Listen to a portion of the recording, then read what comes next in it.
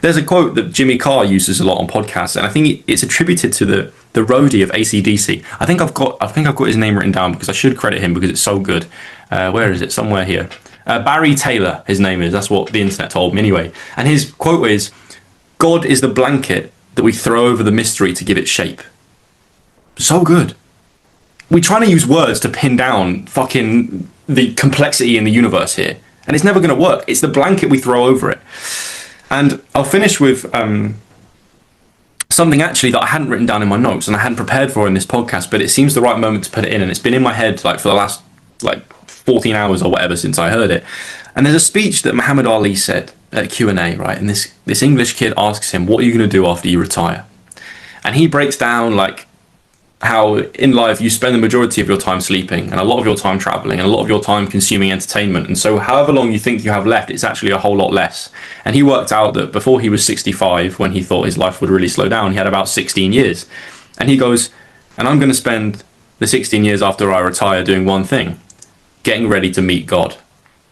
And I was like, ooh, that's really nice. Because, and I wrote about this in my journal last night, that statement and intention for you the rest of your life is powerful, independent of whether you think God actually exists or not.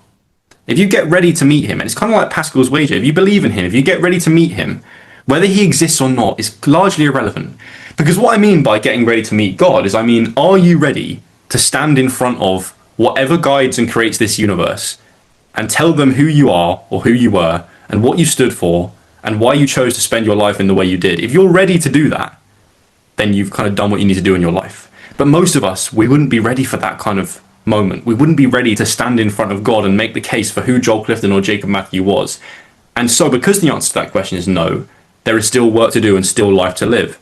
And it's this, I think that's why I struggle with kind of grappling with religious ideas and why they come up so much in what we talk about on the podcast, because there's so much truth in it that my brain kind of implicitly understands, but trying to like explain that to people is very difficult.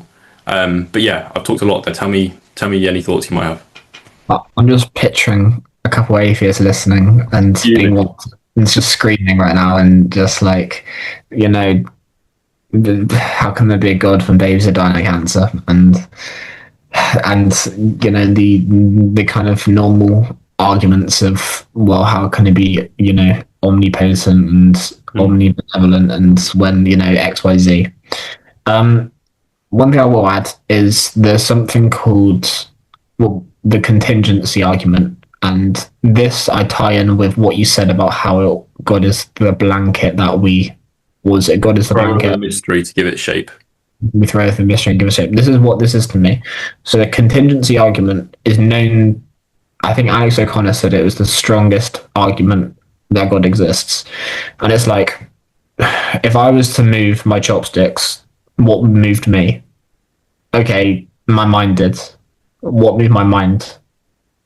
And you keep asking why and why until you have an infinite number of whys before you realize that infinite whys can't exist. There had to be a start, and the start is God. And yeah, that to me is what it means by the blanket. And Alex O'Connor, obviously, he's an atheist, and he argued against this, and he said, well, all the whys are factual and scientific, and God isn't factual. But I actually don't think that's a very strong counterpoint. So I think the blanket can be interpreted as the kind of baseline, that the kind of the character that we are, the thing that moves everything, that is going to come from it. Well, the arguments from atheists are good and compelling. You know, the babies having cancer argument is powerful. It's emotionally powerful, right? And do I have like a really good answer to that? No. Am I like an ultimate advocate for God? No. I'm just a guy that's had some experiences and goes like, it feels like there's something mystical going on in reality that I'm trying to pin down. And I don't necessarily think I'm right. I think our lives as individuals is a journey of figuring out, well, what is this all about? And if you come to the conclusion that if you come to the atheist conclusion, well, that's fine for you because you came to that journey, like you came to the end of that journey yourself. But what I would say to them is, okay, great, yeah. With all scientific and worldly evidence, it doesn't exist, God doesn't exist. But if he did, would you be ready to meet him? You as an individual. Would you be ready to stand before him and make your case for your life? And what do I mean by that? Like, do you live a ethically virtuous life? If you don't, then whether God exists or not doesn't matter. Like, that'll be good for you and your loved ones and the wider community if you lived as if you were preparing to meet God. Does that make sense? I'm like saying that actually the physical existence of a higher power is less relevant than the extent to which you're ready to meet him. Like, I don't know, it just hit me last night and I was like, there's a lot to this. There's a lot to this. Yeah, I think that's the takeaway. But how do you? That I think that's very abstract for the viewer. How do you know when you're ready to meet? What does that mean, ready to meet God? Does that mean that you've left everything on the table and you've done everything in this world that you think you can, and you've bitten into the fruit? You've done that. That's my instant thoughts. Maybe some sort of, when you're about to leave the world, you've really taken care of your family and you know that they're going to be okay for the next decades. Maybe that comes into it. Maybe when you're about to leave, you've done the self-work and your soul's in a really good place and you know who you are and you know everything.